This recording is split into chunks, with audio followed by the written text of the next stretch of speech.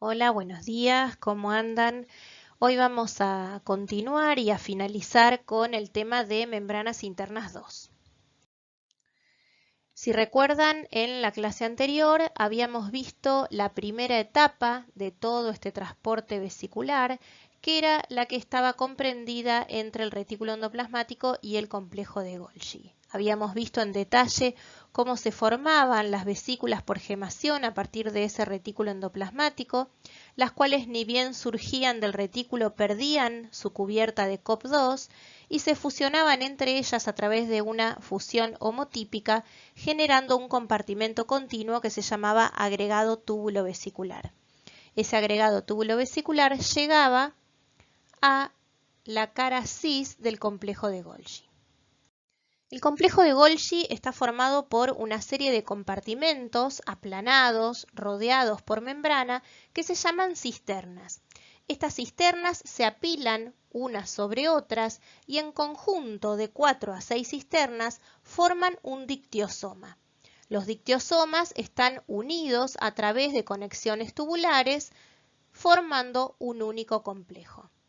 El complejo de Golgi se localiza generalmente cerca del núcleo y muy próximo al centrosoma, ¿sí? Por eso también se los relaciona fuertemente con los microtúbulos. Ya vamos a ver, cuando veamos citoesqueleto más adelante, que los microtúbulos van a definir la localización del complejo de Golgi dentro de la célula.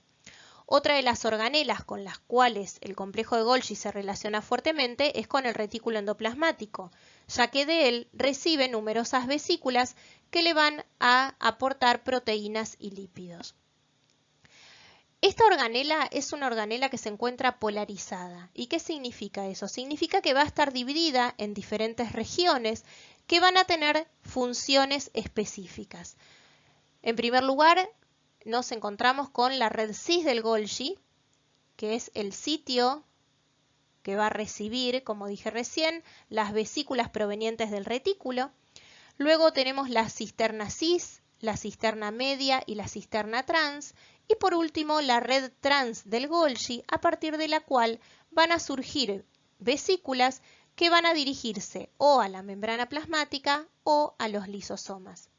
Acá podemos ver unas fotografías obtenidas a través de un microscopio electrónico, donde podemos ver cómo se observa el complejo de Golgi al microscopio electrónico. Esto es una célula vegetal donde justamente el complejo de Golgi se encuentra muy diferenciado y se puede ver separado del resto de las organelas.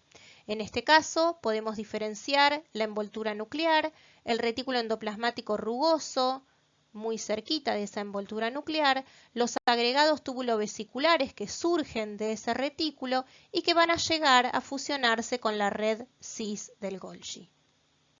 Ahora bien, ¿cuáles son las funciones que cumple esta organela? El complejo de Golgi es el sitio donde ocurre la síntesis de la mayor parte de los hidratos de carbono, como por ejemplo la mayoría de los glicosaminoglicanos presentes en la matriz extracelular de los animales o las pectinas y la hemicelulosa de la pared celular de los vegetales. También en este complejo de Golgi ocurre el procesamiento de los oligosacáridos, principalmente de aquellos que fueron incorporados a las proteínas en el retículo endoplasmático. En este caso, dentro del complejo de Golgi ocurre la O-glicosilación de las proteínas. También se agregan grupos sulfato a las proteínas y a los glicosaminoglicanos.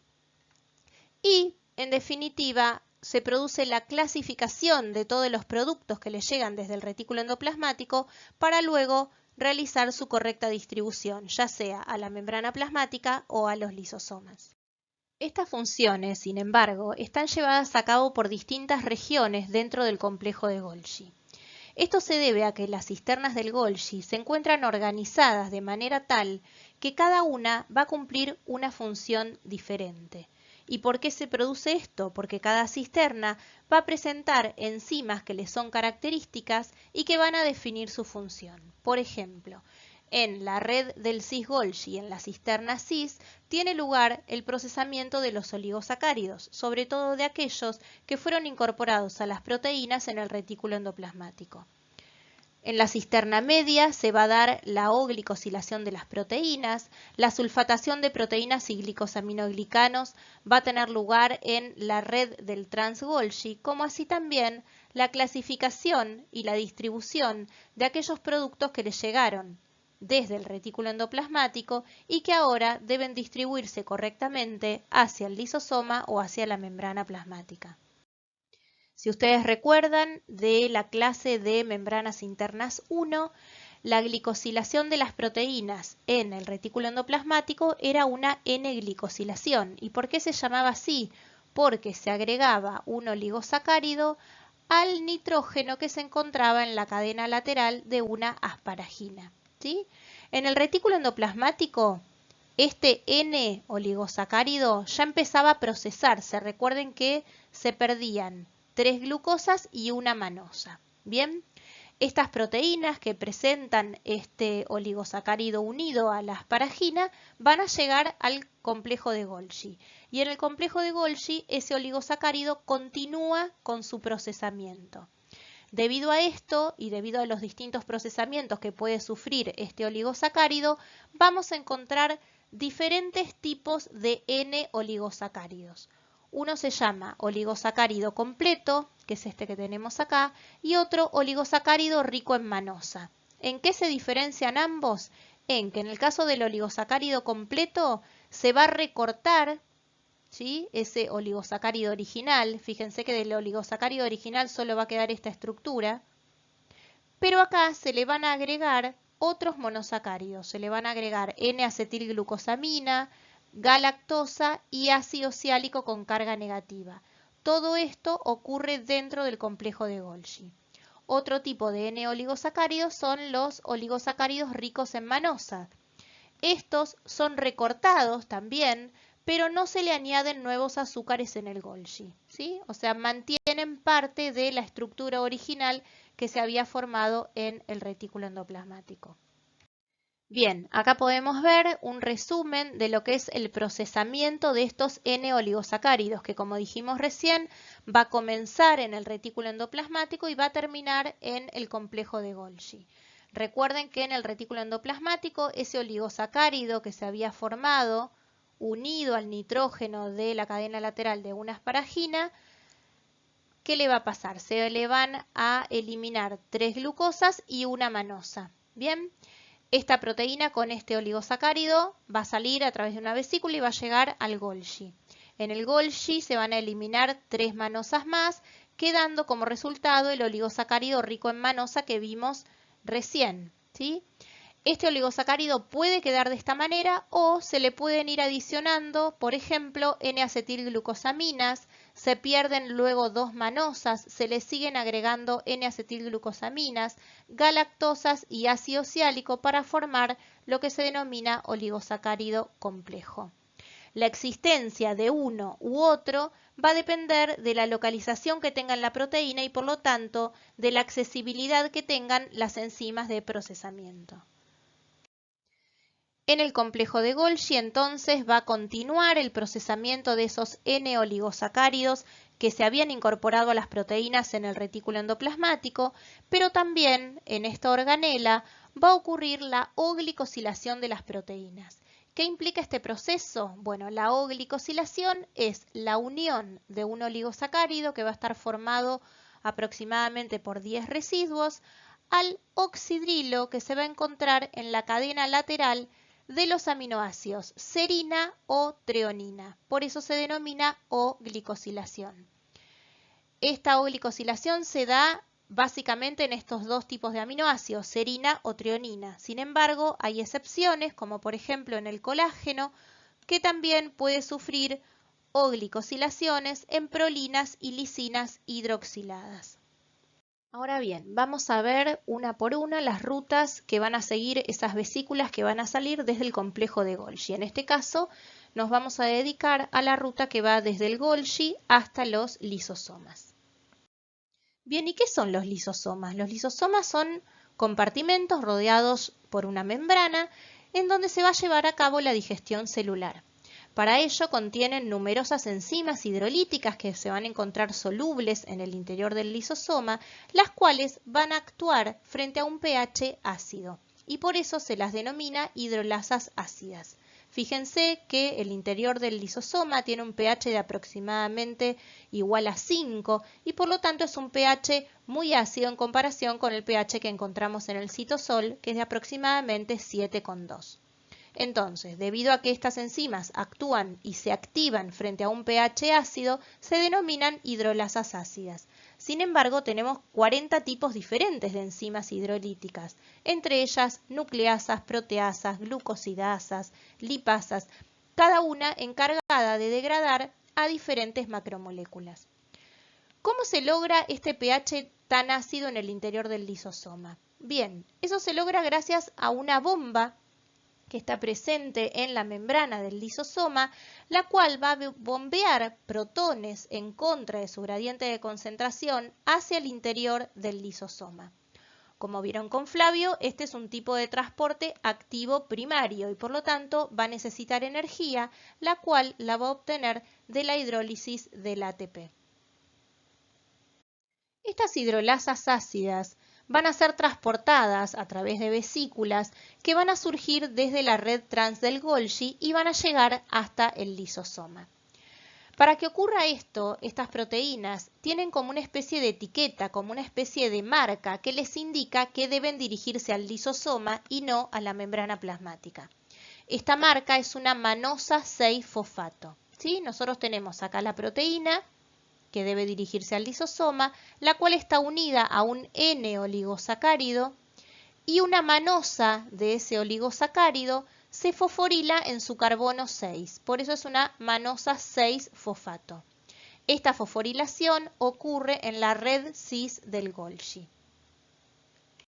La fosforilación de ese residuo de manosa va a estar catalizada por una enzima que se llama fosfotransferasa.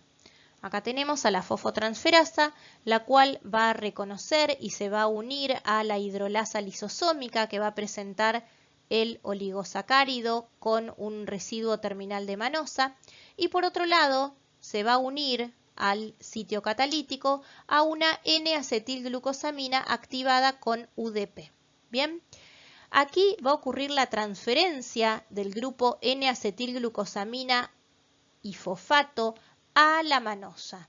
Bien, ¿y qué va a pasar? Y se va a liberar UMP. Entonces se libera UMP, la N-acetilglucosamina fosfato se une a la manosa y luego esta proteína se libera y va a actuar otra enzima, la cual va a eliminar finalmente a la N-acetilglucosamina, quedando como resultado la hidrolasa lisosómica con su marca de manosa 6-fosfato. Acá vemos entonces cómo en el complejo de Golgi esta proteína que vamos a llamar precursor de hidrolasa lisosómica debido a que todavía no está activa, presenta una manosa terminal en su oligosacárido, la cual se fosforila, ¿sí? Y de esta manera queda expuesta esa marca o esa etiqueta que le indica a la proteína que debe dirigirse al lisosoma. En la membrana de la red trans del Golgi existen receptores que van a reconocer a la manosa 6-fosfato. Por lo tanto, se van a unir del lado luminal a la hidrolasa lisosómica y del lado citosólico se van a unir a proteínas adaptadoras que van a permitir el ensamblaje de una cubierta de clatrina. Por lo tanto, estas hidrolasas ácidas se van a empaquetar en vesículas recubiertas de clatrina y se van a dirigir al endosoma temprano. Recuerden que esa cubierta se libera rápidamente, quedando entonces una vesícula desnuda que lleva a la hidrolasa lisosómica hacia el endosoma. La unión del receptor de manosa 6-fosfato con la hidrolasa lisosómica ocurre a un pH de 6,5, 6,7, que es el pH que encontramos en la red del trans-Golgi. Sin embargo, en el endosoma temprano, gracias a la acción de la bomba de protones, vamos a encontrarnos con un pH más ácido, un pH de 6.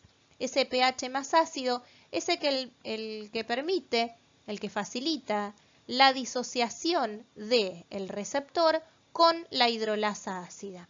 De esta manera, el precursor de la hidrolasa lisosómica va a quedar en el lumen del endosoma temprano y el receptor va a volver mediante vesículas de recuperación a la red del trans-Golgi para ser reutilizados.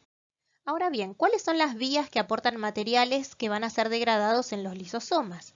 Bueno, esos materiales o esas moléculas que se van a degradar pueden provenir desde el exterior celular o pueden ser moléculas o incluso organelas que estén dañadas que se encuentren en el interior de la célula. Existen diferentes procesos. Tenemos, por ejemplo, el proceso de endocitosis, donde se va a incorporar material desde el exterior de la célula a través de vesículas que se llaman vesículas endocíticas, las cuales se van a fusionar formando en un primer momento lo que se llama endosoma temprano. Este endosoma va madurando a medida que va disminuyendo el pH en su interior, pasando por el estadio de endosoma tardío y luego transformándose en un lisosoma. En el proceso de fagocitosis vemos cómo en este caso se va a incorporar al interior de la célula moléculas mucho más grandes, ¿sí? Se van a incorporar bacterias o células que ya estén muertas que deben ser eliminadas, las cuales son ingeridas por una vesícula, que en este caso se va a llamar fagosoma, que posteriormente se va a fusionar con un lisosoma para que se pueda degradar su contenido. Estos lisosomas se llaman fagolisosomas y son más bien grandes y heterogéneos, ya que su tamaño y su forma va a depender del material que se esté digiriendo.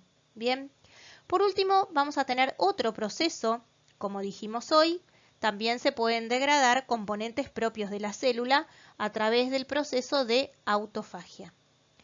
Por ejemplo, en este caso tenemos una mitocondria que ya se encuentra dañada, que ya no cumple su función, la cual es rodeada por una membrana formando un autofagosoma.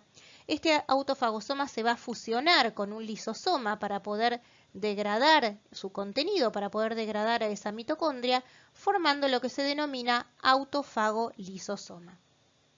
Este proceso de autofagia, entonces, va a permitir la renovación de los propios componentes de la célula.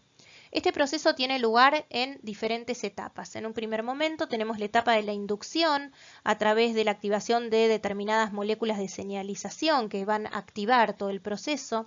Luego tenemos la etapa de nucleación y crecimiento, en donde una membrana comienza a rodear el material que va a ser degradado, que pueden ser, como dijimos recién, alguna organela que se encuentre dañada o incluso proteínas.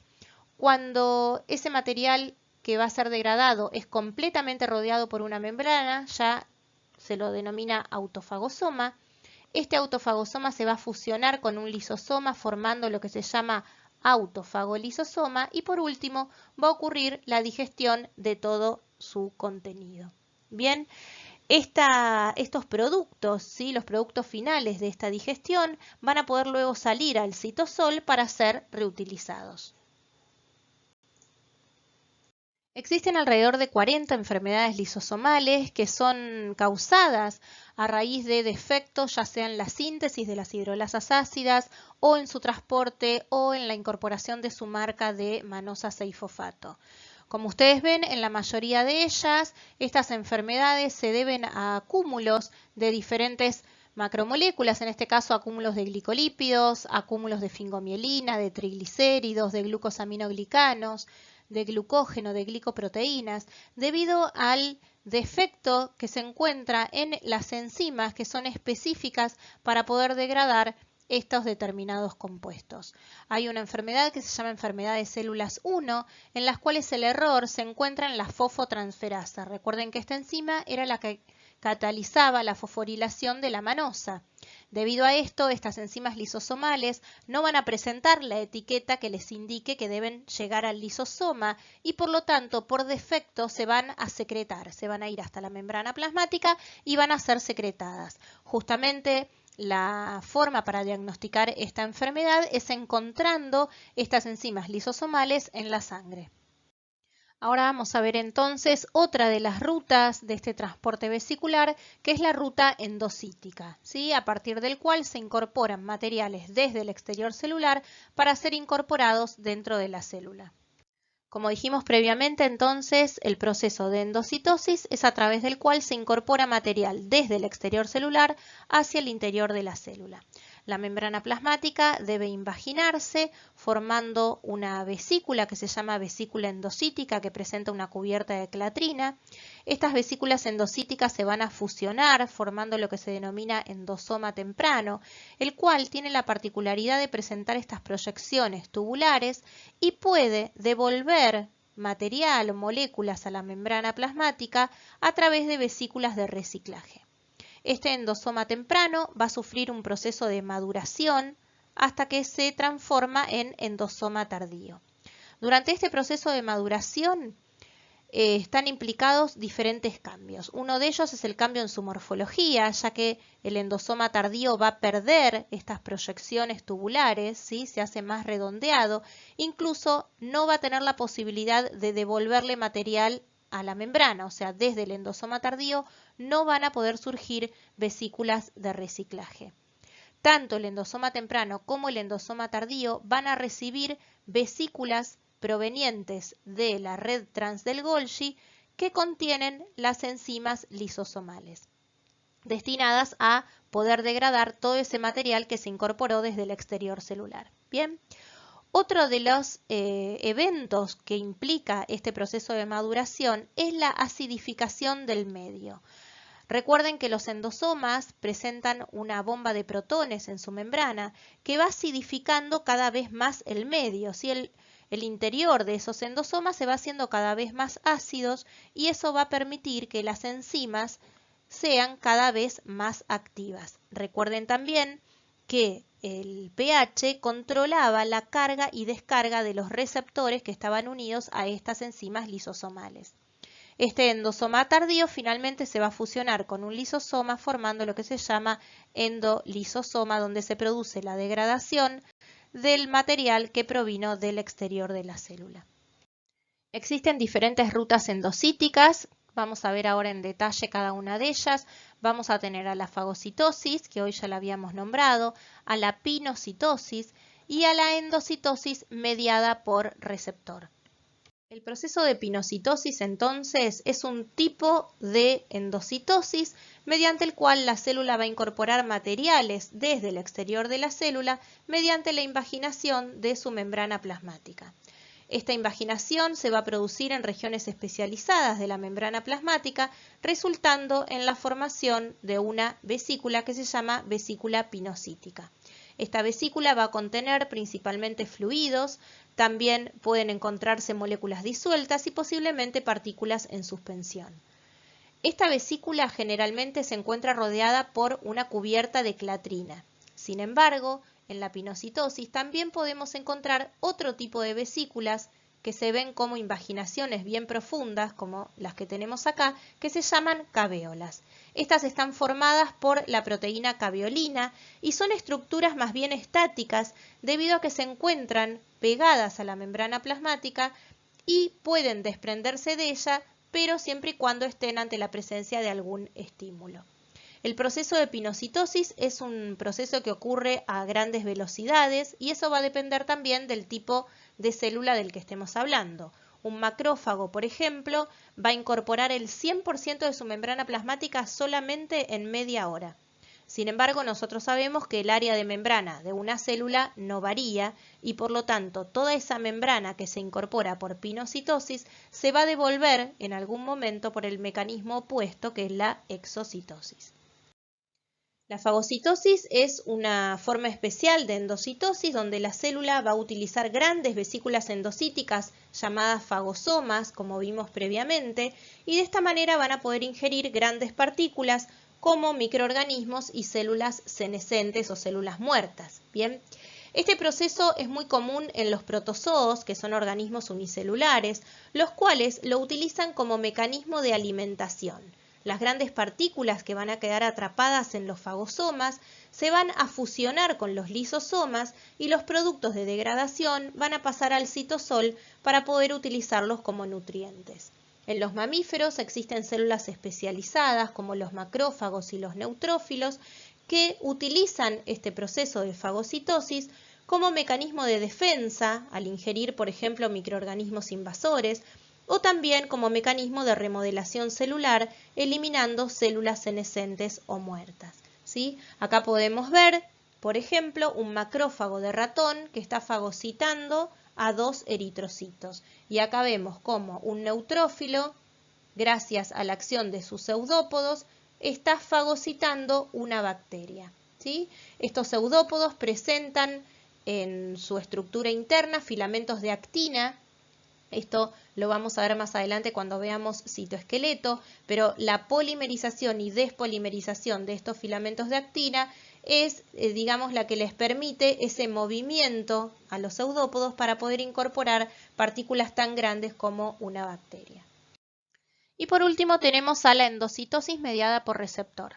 Este proceso es mucho más específico y van a participar receptores proteicos que se encuentran en la membrana plasmática. Son proteínas transmembrana que van a ser complementarias a las macromoléculas que se quieran incorporar, ¿sí? En este caso, como ejemplo de endocitosis mediada por receptor, vemos la importación de colesterol. Recuerden que el colesterol se transporta en sangre en forma de lipoproteínas de baja densidad, o también llamadas partículas LDL. Estas lipoproteínas son agregados proteicos y lipídicos que van a estar formados por proteínas, ¿sí?, por una capa compuesta por fosfolípidos y por colesterol, y un núcleo donde vamos a encontrar lípidos neutros como triglicéridos y ésteres de colesterol. Esta partícula LDL se va a unir a un receptor específico que se va a encontrar en la membrana plasmática, el cual en su dominio citosólico se va a unir a su vez a una proteína adaptadora o adaptina que va a permitir el reclutamiento de moléculas de clatrina. De esta manera va a comenzar a invaginarse la membrana plasmática para formar una vesícula recubierta de clatrina. Una vez que se desprende esta vesícula, se va a perder la cubierta de clatrina y va a quedar una vesícula desnuda con el receptor en su membrana unido a una partícula LDL.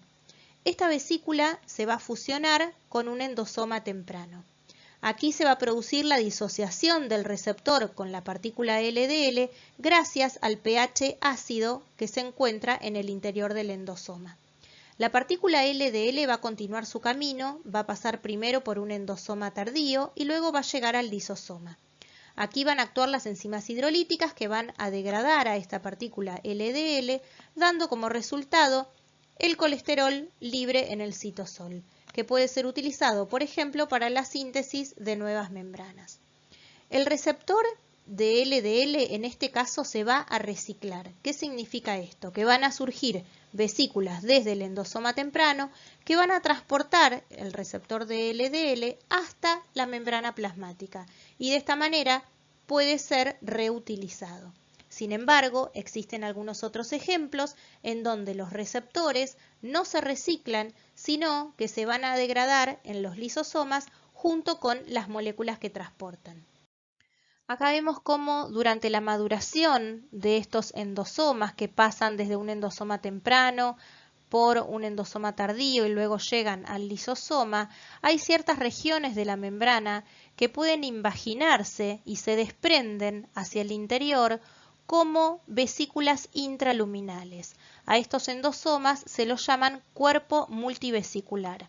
Estas vesículas intraluminales van a contener proteínas, ¿sí? Acá se ve más claro cómo se invagina esa membrana y se forman estas vesículas intraluminales que presentan proteínas que fueron endocitadas y que deben degradarse en los lisosomas. Bien, estas proteínas van a ser previamente marcadas con ubiquitina. Los receptores que son endocitados en células polarizadas pueden presentar tres destinos posibles. Pueden recuperarse y volver al mismo dominio de membrana, que es el ejemplo que vimos hoy con los receptores de las partículas LDL. Pueden recuperarse y volver a un dominio diferente de membrana a través de endosomas de reciclaje por medio del proceso de transitosis, o directamente pueden degradarse y no se recuperan. En el proceso de transitosis, los receptores tienen la capacidad de transferir macromoléculas desde un dominio de la célula hacia otro. Este proceso ocurre en células que están polarizadas, o sea, células que presentan dominios bien diferenciados, como por ejemplo en este caso que tenemos una célula epitelial intestinal. Esta célula tiene un dominio apical que da hacia la luz del intestino y un dominio vasolateral que contacta con el fluido extracelular. Este proceso de transitosis es el mecanismo que utilizan los recién nacidos para obtener los anticuerpos de la leche materna. Estos anticuerpos que están en la luz del intestino se van a unir a receptores específicos que se van a ubicar en el dominio apical de la membrana de estas células intestinales. Este receptor con su anticuerpo unido van a ser incorporados hacia el interior de la célula intestinal a través de vesículas endocíticas. Estas vesículas van a fusionarse con los endosomas tempranos y en estos endosomas este complejo receptor-anticuerpo se va a mantener intacto. De esta manera van a continuar su camino y se van a dirigir por medio de vesículas de transporte hacia un endosoma de reciclaje y luego, a través de otras vesículas, van a llegar hasta la membrana plasmática. En la membrana plasmática, allí el pH neutro del fluido extracelular va a permitir que el anticuerpo se disocie del receptor. Estos endosomas de reciclaje cumplen la función también de almacenar proteínas y permiten la rápida movilización de estas cuando es necesario. Por ejemplo, en las células musculares o en las células del tejido adiposo podemos ver que la unión de la insulina a su receptor desencadena una señal intracelular que va a inducir, va a provocar que los receptores de glucosa se dirijan rápidamente hacia la membrana plasmática y de esta manera aumente la captación de glucosa por parte de esta célula. Bien, y por último vamos a ver la vía en la cual las vesículas surgen de la cara trans del Golgi y van a llegar hasta la membrana plasmática, ¿sí? Pudiéndolo hacer también a través de vesículas secretoras. Las proteínas y los lípidos que se van a encontrar en la membrana de esas vesículas se van a fusionar con la membrana plasmática y por lo tanto le van a aportar nuevos componentes a esa membrana y las partículas que se encontraban solubles en el interior de esas vesículas se van a secretar. Ese proceso donde ocurre la fusión de las vesículas con la membrana plasmática y la liberación de su contenido al exterior se denomina exocitosis. Acá vemos entonces cómo desde la red trans del Golgi van a surgir vesículas que se van a dirigir a la membrana plasmática. Aquí se van a fusionar con la membrana plasmática y van a secretar su contenido al espacio extracelular. Existen dos vías de secreción, una regulada y otra constitutiva. La vía de secreción constitutiva es la que está presente en todas las células. Aquí el contenido se va a liberar sin almacenarse previamente. En cambio, la vía de secreción regulada se produce en células especializadas y en determinados tipos celulares. Estos productos de secreción son, por ejemplo, hormonas, neurotransmisores, enzimas digestivas, que se deben almacenar previamente en una vesícula de secreción hasta que reciban una señal, ¿sí? O sea, van a necesitar de la presencia de un estímulo para que ocurra la exocitosis. Acá vemos cómo en la red del trans-Golgi se produce la correcta clasificación de las distintas proteínas. Recuerden que aquellas que presentaban una marca o una etiqueta de manosa 6-fosfato eran aquellas proteínas que debían dirigirse hacia los lisosomas. Después tenemos las proteínas que se van a dirigir a la membrana plasmática, pero que previamente se van a almacenar en vesículas de secreción y van a necesitar de una señal o un estímulo para poder ser liberadas al espacio extracelular. Y por último, aquellas proteínas que no van a presentar ningún tipo de marca ni de señal, esta se denomina vía por defecto, que son aquellas que se van a liberar al espacio extracelular a través de la vía de secreción constitutiva. Como dijimos hoy, en la vía de secreción regulada, las proteínas se van a almacenar en vesículas de secreción antes de ser liberadas. Estas vesículas de secreción surgen por gemación desde la red del trans-Golgi. Primero se van a formar vesículas de secreción inmadura que van a presentar una cubierta de clatrina y las proteínas que se van a secretar comienzan a empaquetarse formando agregados densos. A medida que la vesícula va madurando, el contenido que se va a secretar se va concentrando cada vez más, ¿sí? Acá vemos cómo la concentración de la carga va aumentando a medida que esta vesícula de secreción va madurando. El pH a su vez se va haciendo cada vez más ácido gracias a la existencia de una bomba de protones en la membrana de esa vesícula. Muchas de estas proteínas que se van a secretar a través de esta vía de secreción regulada se sintetizan primero como precursores. Estos precursores, para activarse, necesitan de ciertos cortes proteolíticos que van a tener lugar dentro de la vesícula de secreción o incluso van a tener lugar cuando estas proteínas lleguen recién a destino. Acá vemos como ejemplo el procesamiento de una hormona que es la insulina, ¿sí? La insulina se va a sintetizar como un precursor que se llama preproinsulina. Esta preproinsulina debe dirigirse hacia la membrana plasmática debido a que la insulina es una hormona que las células beta del páncreas deben secretar al espacio extracelular. Por lo tanto, en un primer momento, esta preproinsulina debe dirigirse al retículo endoplasmático. Para ello tiene en su extremo N-terminal una secuencia señal que la va a dirigir al retículo. Dentro del retículo, esa secuencia señal se va a perder y esta preproinsulina se va a transformar ahora en proinsulina. La proinsulina va a pasar desde el retículo endoplasmático hasta el complejo de Golgi y desde la cara trans del Golgi va a surgir en vesículas de secreción en las cuales van a ocurrir estos cortes proteolíticos, ¿sí? La proinsulina se va a cortar, se va a escindir en dos sitios que están acá representados por las flechas rojas, generando dos moléculas diferentes. Por un lado, la molécula de insulina y por el otro lado, el péptido C. Ambos productos se van a secretar a través del proceso de exocitosis al espacio extracelular y eso lo hacen frente a un estímulo. ¿Y cuál es el estímulo en este caso? El estímulo es el aumento en la concentración de glucosa en sangre que genera finalmente un aumento de la concentración de calcio citosólico, favoreciendo de esta manera la exocitosis de la vesícula de secreción.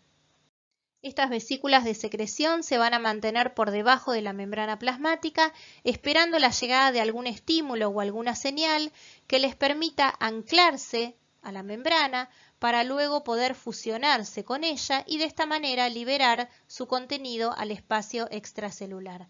Acá vemos una foto obtenida a partir de un microscopio electrónico de una célula beta del páncreas, donde se puede observar claramente una vesícula de secreción que presenta insulina en su interior, la cual contacta con la membrana plasmática y luego se fusiona con ella, liberando la insulina de esta manera al espacio extracelular.